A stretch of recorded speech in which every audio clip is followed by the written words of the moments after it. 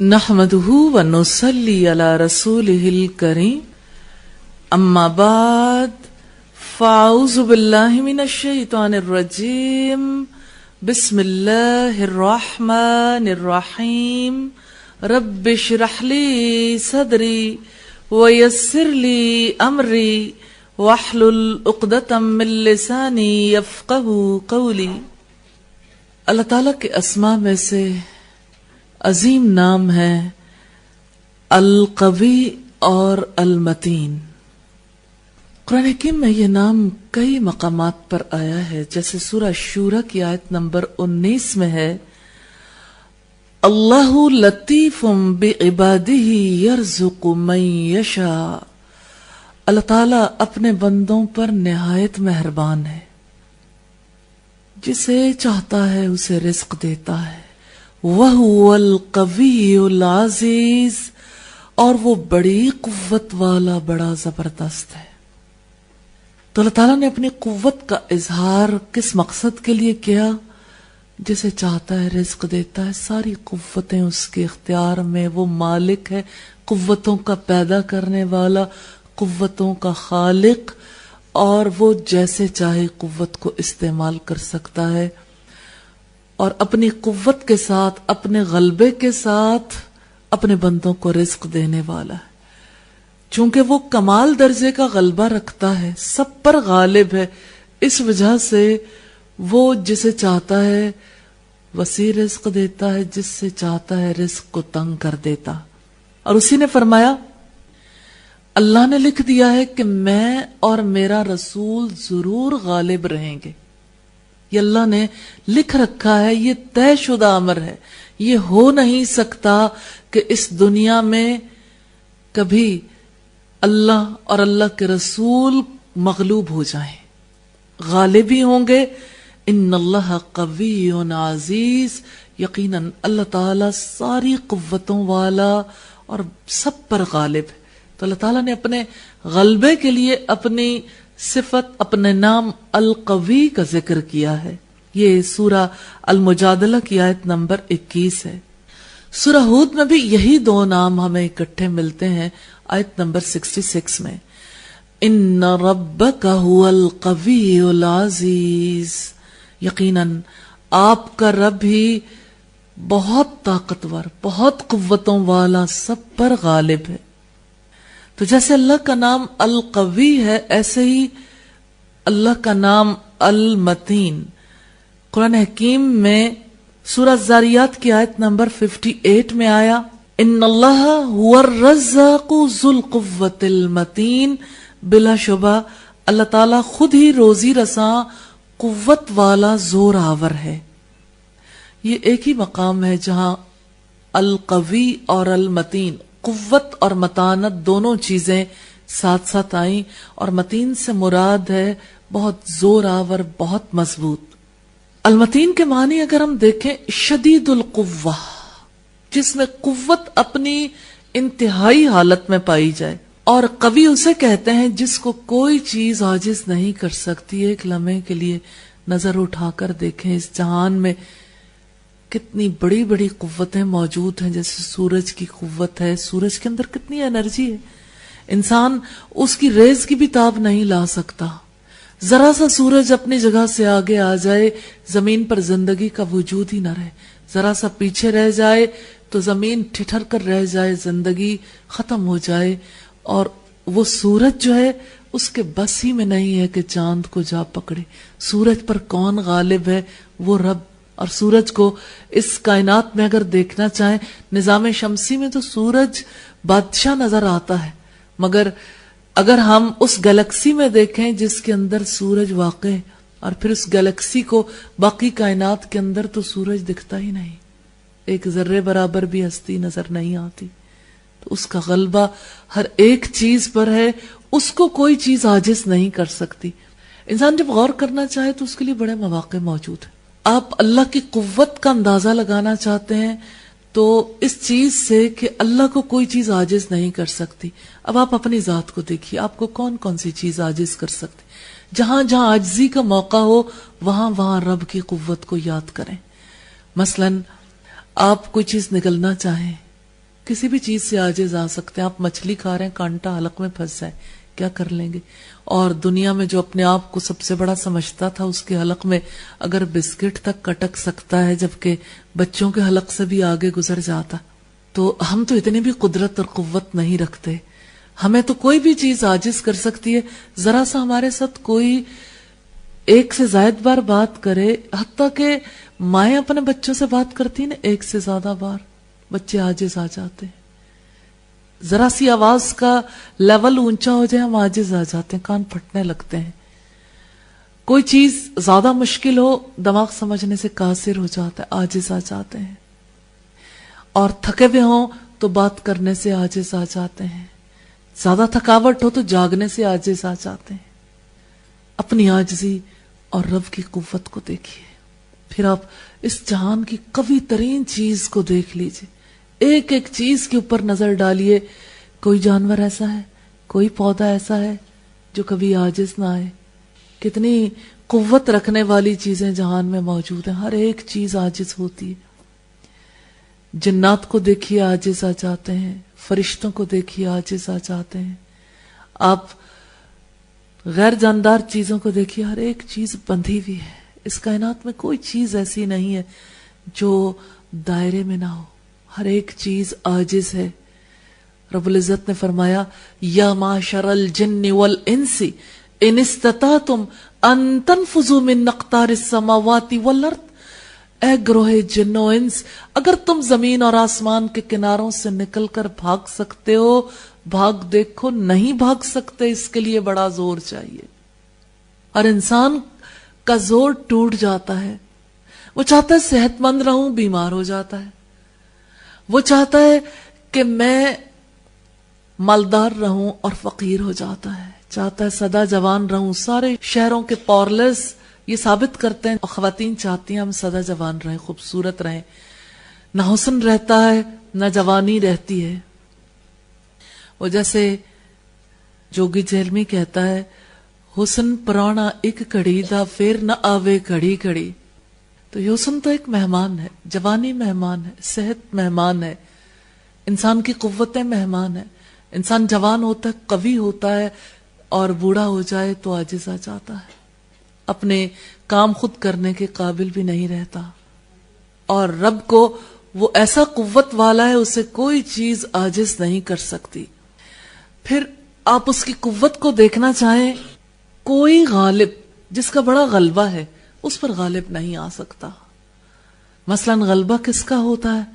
جس کے پاس قوت ہوتی. دنیا کے بادشاہ غلبہ رکھتے ہیں نا, ایک دوسرے پر غالب آ جاتے ہیں, ملک فتح ہو جاتے ہیں. اللہ کو کوئی مغلوب نہیں کر سکتا.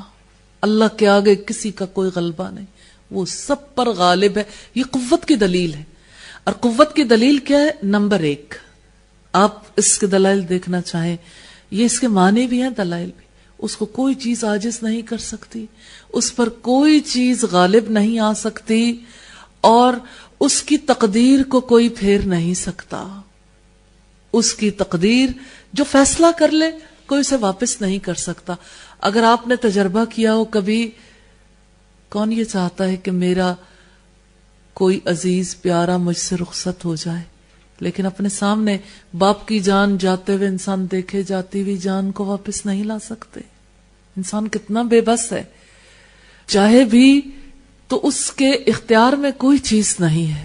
اللہ کی تقدیر پر کوئی غالب نہیں آ سکتا, اس کی تقدیر کو کوئی پھیرنے والا نہیں ہے.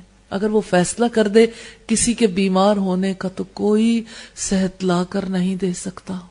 اچانک کسی کو پتا چلتا ہے کینسر ہو گیا, اللہ کی تقدیر کو کون پھیر سکتا ہے؟ نہ کوئی ڈاکٹر, جتنی جی چاہے میڈیسن ایجاد ہو جائے, نہ کوئی کلام.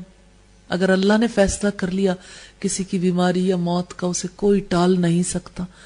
اور اگر اللہ نے کسی کے صحت مند ہونے کا فیصلہ کر لیا تو کوئی راستے میں حائل نہیں ہو سکتا. اصل اختیار, اصل قوت, قدرت اس کے پاس ہے. اسی طرح سے دنیا میں کتنے حکمران ہیں, کتنے قوانین ہیں جو نافذ ہوتے ہیں, لیکن قوانین قوت ہی کے ساتھ یقیناً نافذ ہوتے ہیں, لیکن کتنی جگہ پر قوانین نافذ رہتے ہیں. مثلا ٹریفک کا قانون ہے، جب تک قانون نافذ کرنے والے فالو کرتے رہتے ہیں قانون نافذ ہوتا رہتا ہے، حکم پورا ہو جاتا ہے.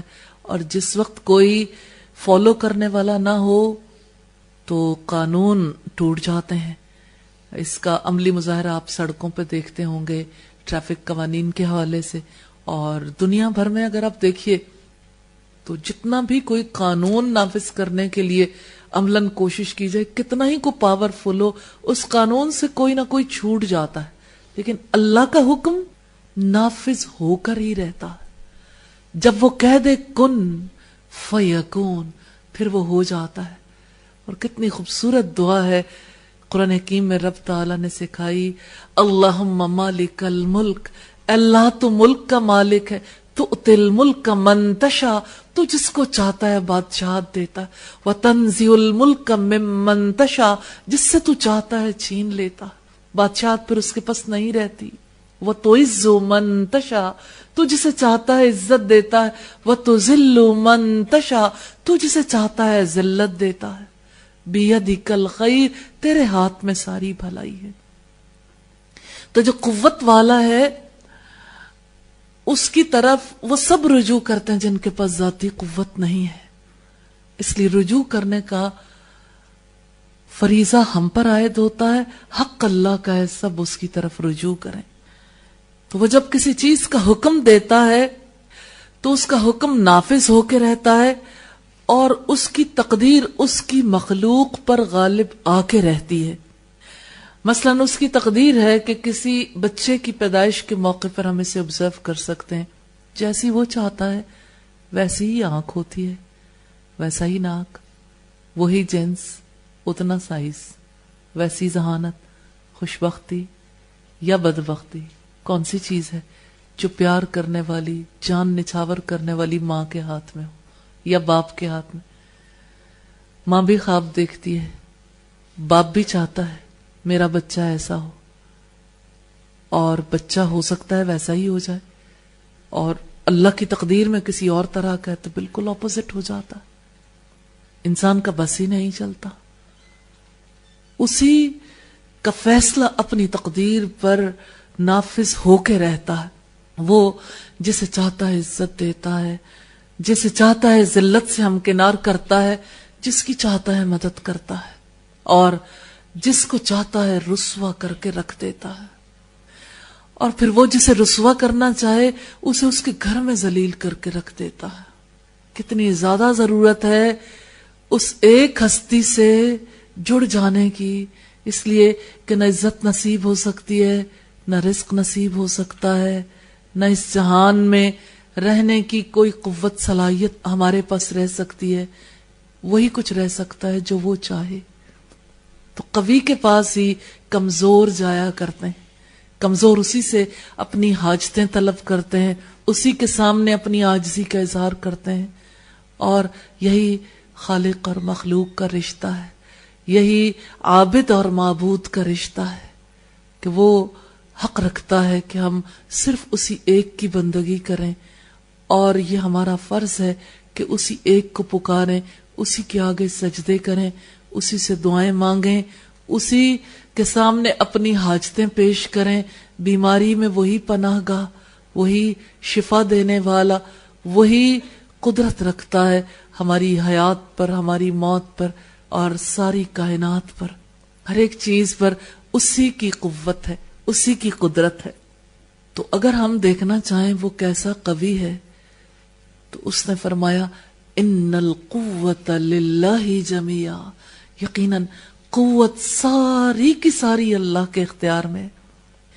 کوئی ایسا نہیں جہان میں کہ وہ منصور ہو جائے کہ اس کی مدد کی جائے الا یہ کہ اللہ چاہے.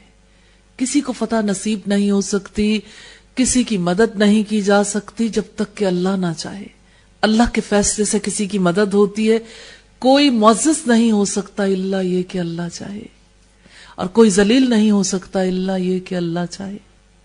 تو سارا جہان جو آنکھوں کے سامنے، جو آنکھوں سے چھپا ہوا ہے، اس کے پیچھے کون ہے؟ وہ القوی ہے، قوت والا.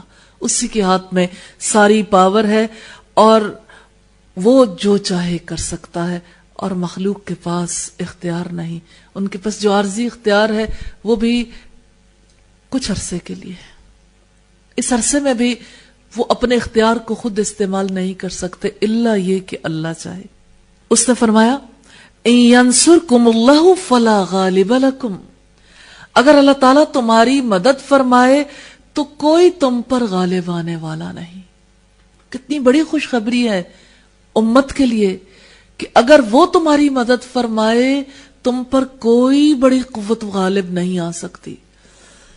وَإِن يَخْذُلْكُمْ فَمَنْ ذَا الَّذِي يَنْصُرُكُمْ مِنْ بَعْدِهِ، اگر وہ تمہیں چھوڑ دے اس کے بعد کون ہے جو تمہاری مدد کر سکے.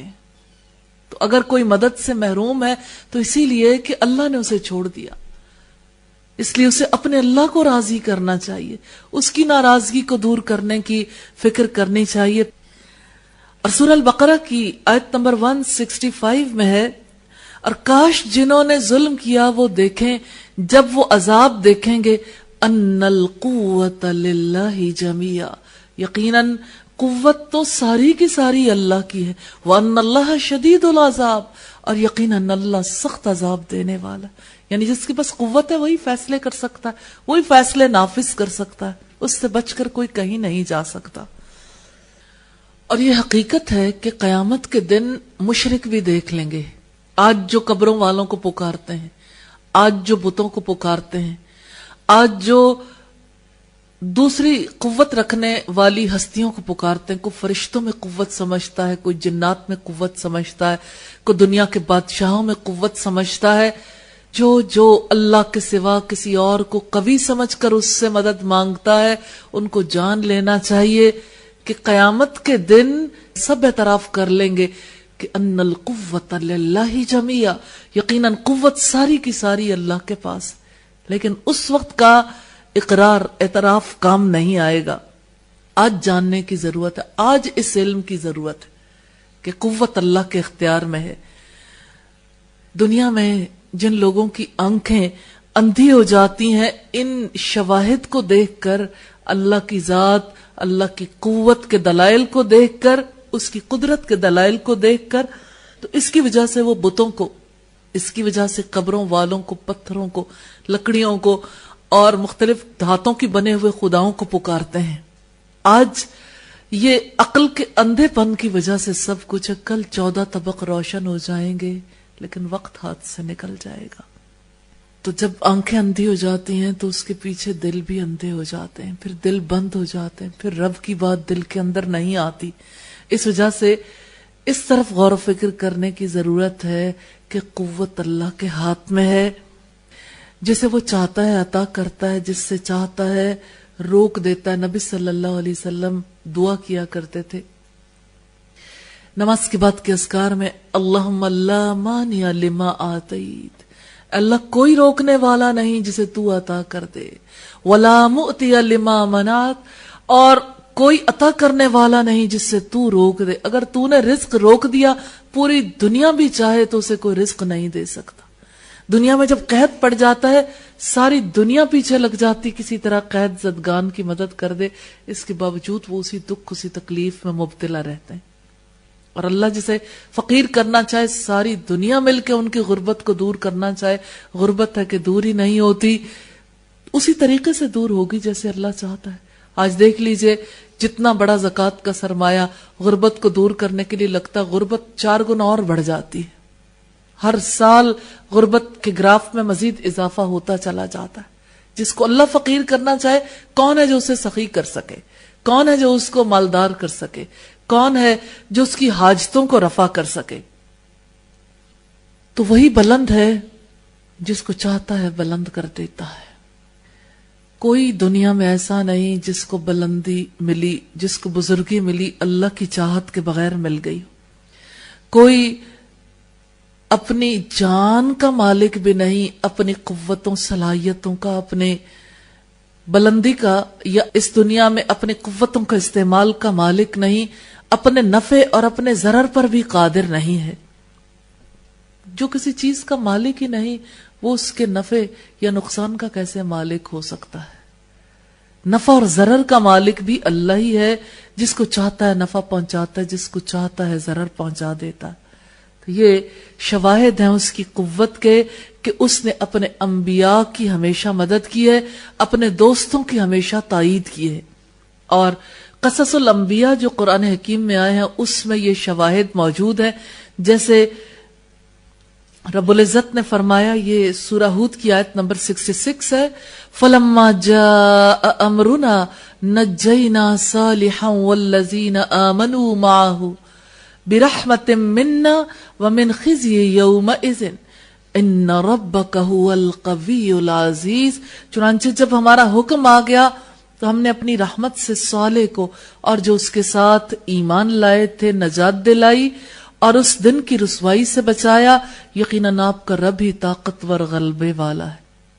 صالح علیہ السلام اپنی قوم کے ہاتھوں کس طرح سے تکلیف میں مبتلا تھے، کس طرح ایک اللہ کی طرف بلایا تو قوم نے کہا کوئی معجزہ دکھا دو، معجزہ بھی سامنے آ گیا، اونٹنی پتھر سے نکل کر آئی، ساتھ ہی اس کا بچہ بھی آ گیا۔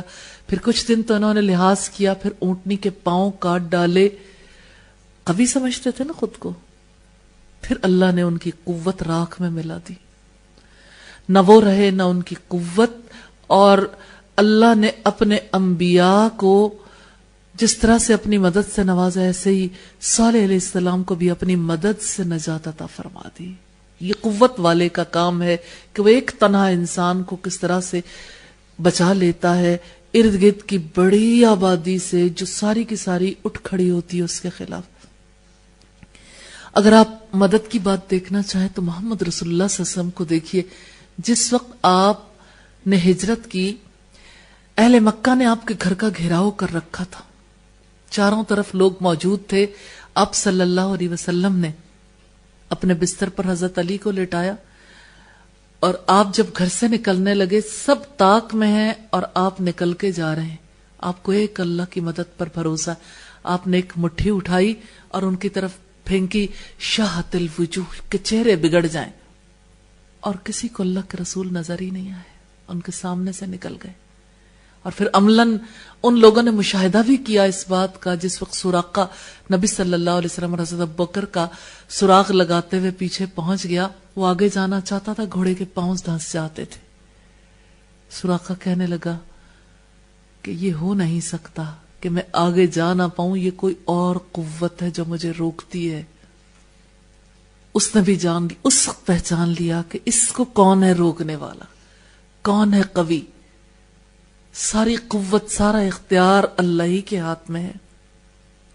اس نے ارشاد فرمایا، وَلَيَنْصُرَنَّ اللَّهَ مَنْ يَنْصُرُهُ إِنَّ اللَّهَ لَقَوِيٌّ عَزِيزٌ، اور اللہ تعالیٰ ضرور ان کی مدد کرے گا جو اس کی مدد کریں گے۔ یہ اللہ کا وعدہ ہے۔ دیکھیے اس میں ایکشن پلان ہے کہ جو اللہ کی مدد کریں گے اللہ ان کی مدد کرے گا۔ پتہ چل گیا کہ اللہ کی مدد کسی کو کیسے ملا کرتی، قوی کس کی مدد پر آتا ہے، جو اس کی مدد کرے گا۔ بھلا اللہ کو مدد کی ضرورت ہے؟ ایک قوی کو کسی کی مدد کی ضرورت ہو سکتی ہے؟ ہاں، اس دنیا میں لوگوں تک اللہ کے پیغام کو پہنچانے کے لیے، لوگوں تک اللہ تعالی کی چاہت، اللہ کے پسندیدہ طریقہ زندگی کو پہنچانے کے لیے اللہ تعالیٰ نے یہ طریقہ خود طے کیا کہ انسان ہی پہنچائیں گے، تاکہ کسی پہ جبر نہ ہو۔ اس پیغام کو پہنچانے کے لیے مددگاروں کی ضرورت ہے، جیسا کہ حضرت عیسیٰ علیہ السلام نے یہ کہا تھا، من انصاری الی اللہ، کون ہے جو اللہ کے راستے میں میرا مددگار ہوگا؟ قال الحواریون نحن انصار اللہ، حواریوں نے یہ کہا تھا ہم اللہ کے مددگار ہیں۔ اس لحاظ سے اگر آپ دیکھیے تو ہر دور میں انبیاء کے مددگار رہے وہ لوگ جنہوں نے اس مشن کو سمجھا، جنہوں نے اللہ کے پیغام کی حقیقت کو سمجھا، پھر اسے آگے پہنچایا۔ اور آج اب دیکھیے کہ دنیا میں جہاں کہیں انقلاب آ رہے ہیں، چند دنوں کے اندر اندر جو ریولیوشن آ رہے ہیں، جانتے ہیں وہ کیسے؟ جب کوئی میسج کوئی آگے پہنچا دیتا ہے، میسج آگے ڈیلیور کرنے سے۔ آج دنیا کے سامنے اللہ تعالیٰ نے کیسے کھول کے رکھ دیا، ایک فیس بک کے توسط سے کتنی تیزی کے ساتھ ایک میسج پہنچ سکتا ہے.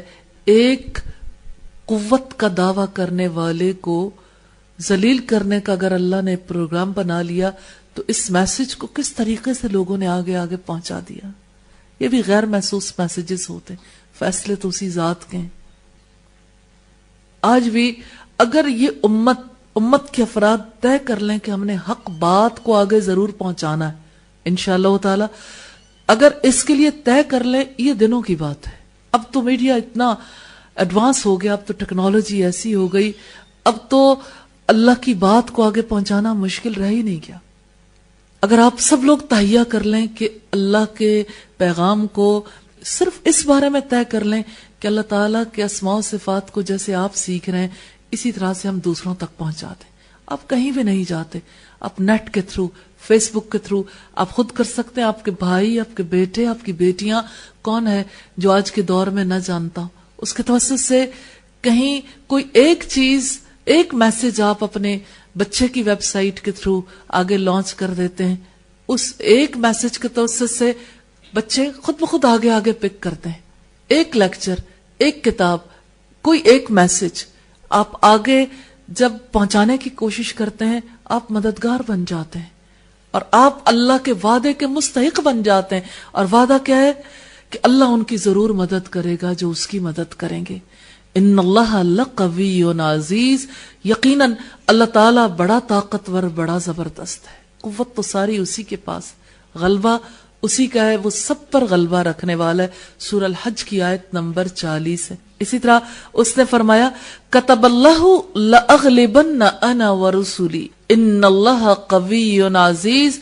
اللہ تعالیٰ نے لکھ دیا ہے کہ میں اور میرے رسول ضرور غالب رہیں گے. یقیناً اللہ ساری قوتوں والا، سب پر غالب ہے. یہ سورہ المجادلہ کی آیت نمبر 21 ہے. اس طرح اس نے فرمایا وَكَفَى اللَّهُ الْمُؤْمِنِينَ الْقِتَالَ، اور مومنوں کی جانب سے قتال میں، جنگ میں اللہ ہی کافی ہے. مومن صرف اٹھ کھڑے ہوں تو اللہ تعالیٰ کہتے ہیں اگر تم اٹھو گے تمہارے ساتھ تو اللہ ہوگا، اللہ کافی ہو جائے گا، تمہیں کسی سہارے کی ضرورت ہی نہیں. وَكَانَ اللَّهُ قَوِيًّا عَزِيزًا، اور اللہ تعالیٰ بڑی قوت والا، سب پر غالب ہے. یہ سورہ الاحزاب کی آیت نمبر 25 ہے. اور اس کی قوت کے دلائل میں سے ہے کہ وہ ظالموں کو ہلاک کرتا ہے اور ان سے انتقام لیتا ہے. اور مجرم کون ہے؟ وہ اس کا مجرم ہے جو اس کے حکم کی خلاف ورزی کرتا ہے. اور اگر ہم اس کی ڈیٹیل میں جانا چاہیں کہ جرائم کس کس نوعیت کے، تو ایک لمحے کے لیے ذرا غور کر کے دیکھیں. جو نماز نہ پڑھے اس کا مجرم نہیں، جو روزہ نہ رکھے، جو زکوٰۃ نہ دے، جو حج نہ کرے، جو جہاد فی سبیل اللہ نہ کرے. پھر دوسری طرف آئیے، جو جھوٹ بولے وہ اس کا مجرم نہیں، جو بے حیائی کا کام کرے، بے حیائی کو پروموٹ کرے، وہ اس کا مجرم نہیں، جو امانت میں خیانت کرے وہ اس کا مجرم نہیں، جو وعدہ خلافی کرے وہ اس کا مجرم نہیں، جو بدگمانی کرے، تجسس کرے، جو غیبت کرے، جو جس نوعیت کی اخلاقی برائی میں ملوث ہو یا معاملات میں خرابی میں ملوث ہو. مثلا اللہ تعالیٰ کا یہ حق ہے کہ اس کے سارے احکامات کی پیروی کی جائے، اس کا حق ہے، وہ حکم دیتا ہے. اسی نے حکم دیا کہ والدین کی خدمت کرو، والدین کی اطاعت کرو معروف میں. اگر وہ دین سے روکیں تو ان کا حق ختم ہو جاتا ہے، کیونکہ اللہ کا حق فائق ہے، وہ اللہ کے دین سے نہیں روک سکتے. نہ والدین روک سکتے ہیں، نہ شوہر روک سکتے ہیں. تو جس وقت والدین کی اطاعت کا اللہ نے حکم دیا، ان کی خدمت کا حکم دیا، ایک بار والدین کے سامنے اگر اونچی آواز سے بولے، جھگڑا کیا، دل میں برا منایا، تو اللہ کے مجرم بنے. والدین کے تو ہیں ہی، اللہ کے بھی مجرم. اگر شوہر کی حق تلفی کی تب بھی اللہ کے مجرم ہے، شوہر کے بھی ہیں، اللہ کے بھی مجرم ہے. اگر استاد کے حق میں کوئی خلاف ورزی کی ہے تو بھی اللہ کے مجرم ہے. اگر اللہ کی کتاب کا علم حاصل کرنے میں کوئی کوتاہی کی ہے، کہیں اس کی پختگی میں کوئی کمی لے کے آئے ہیں، تو اللہ کے مجرم ہے.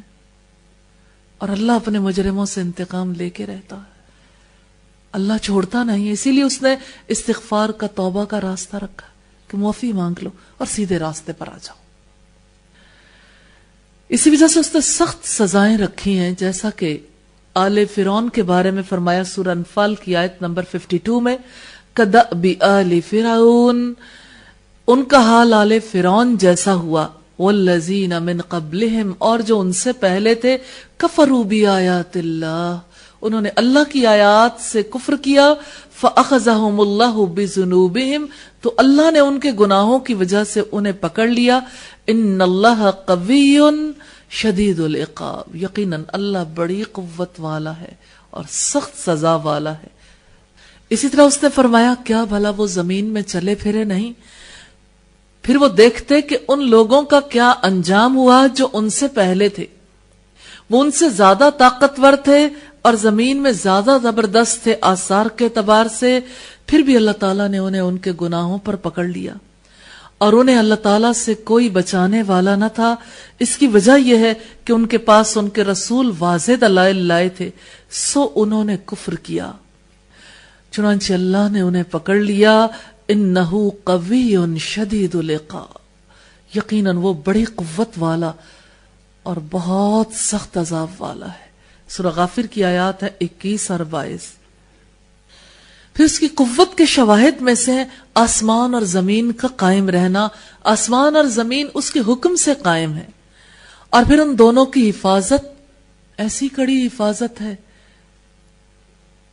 کہ کوئی اپنی جگہ سے ٹل نہیں سکتا بغیر ستونوں کے۔ آسمان اور زمین، 3 حصے پانی اور 1 حصہ خشکی، اللہ کی حفاظت ہے۔ اور سمندر کے درمیان کھاری پانی کے بیچ میں میٹھے پانی کے چشمے، بینہما برزخ لا یبغیان، ان دونوں کے درمیان ایک پردہ حائل ہے، کوئی اس پردے کو توڑ نہیں سکتا، کہاں سے کیا توڑے، وہ آپس میں کبھی مل نہیں سکتے، قوت والے نے انہیں روک رکھا۔ حالانکہ ہم عام زندگی میں تجربہ کرتے ہیں کہ میٹھا اور کھاری پانی ایک جگہ ڈالیں تو صحیح، لمحہ نہیں لگتا دونوں آپس میں مل جاتے ہیں۔ تو وہ اللہ ہی ہے جو آسمان اور زمین کو قائم رکھنے والا اور ان کی حفاظت کرنے والا ہے، اس کو کوئی چیز عاجز نہیں کر سکتی۔ اس نے فرمایا وَلَا يَؤُودُهُ حِفْظُهُمَا وَهُوَ الْعَلِيُّ الْعَظِيمُ، اور ان دونوں کی حفاظت اسے نہیں تھکاتی۔ تھکاوٹ عاجز کرتی ہے نا، اللہ کو تھکاوٹ عاجز نہیں کر سکتی، اس کو نہ نیند آتی ہے نہ اونگ آتی ہے، وہی بلند مرتبہ عظمت والا ہے۔ البقرہ کی آیت نمبر 255 ہے۔ سورہ فاطر کی آیت نمبر 44 میں فرمایا کیا بھلا وہ زمین پر چلے پھرے نہیں ہیں، پھر وہ دیکھیں کہ ان لوگوں کا کیا انجام ہوا جو ان سے پہلے گزرے ہیں، وہ ان سے زیادہ طاقتور تھے۔ فرعون کا کیا انجام ہوا کہ اللہ نے اسے سمندر میں نہیں ڈبو دیا؟ کیا انجام ہوا قارون اور اس کے خزانوں کا کہ اللہ نے اسے زمین کے نیچے نہیں دھسا دیا؟ اور ابھی کچھ عرصہ پہلے کی بات ہے، مشہد میں ایک ڈانسنگ فلور جو ہے وہ زمین کے اندر دھس گیا ڈانس کرنے والوں سمیت، اس کی ویڈیو بھی اویلیبل ہے، الحقیقت والخیال کے نام سے۔ قوت اسی کے ہاتھ میں ہے اور وہ حلم والا، اس لیے لوگوں کو مہلت دیتا۔ تو اللہ تعالیٰ کہتے ہیں کہ تم ذرا غور و فکر کرو گے کہ پہلے لوگوں کا کیا انجام ہوا جو ان سے زیادہ طاقتور تھے۔ اللہ ایسا نہیں ہے کہ کوئی چیز اسے عاجز کر دے، نہ ہی آسمانوں میں نہ زمین میں، یقیناً وہ ہمیشہ سے بڑا جاننے والا، بڑی ہی قدرت والا ہے۔ ہمیشہ سے علم اسی کے پاس ہے اور قدرت اسی کے پاس ہے، اسی کے ساتھ وہ انسانوں پر غالب ہے۔ اور اس کی قوت کے شواہد ہیں کہ رزق اس کے ہاتھ میں ہے، وہ جس کو چاہتا ہے عطا کرتا ہے، جس سے چاہتا ہے روک لیتا ہے۔ پھر اس رزق کے لیے غیروں کی غلامی کیوں؟ غیر اللہ کے آگے ناک کیوں رگڑی جاتی ہے؟ سورہ شورى کی آیت نمبر 19 میں ہے اللہ لطیف بعبادہ یرزق من یشاء وہو القوی العزیز، اللہ اپنے بندوں پر نہایت مہربان، وہ جسے چاہتا ہے رزق دیتا ہے، وہ بڑی قوت والا، سب پر غالب ہے۔ سورہ زاریات کی آیت نمبر 58 میں ان اللہ هو الرزاق ذو القوة المتین، بلا شبہ اللہ تعالی خود ہی روزی رساں، قوت والا، زور آور ہے، یعنی وہ رزاق ہے۔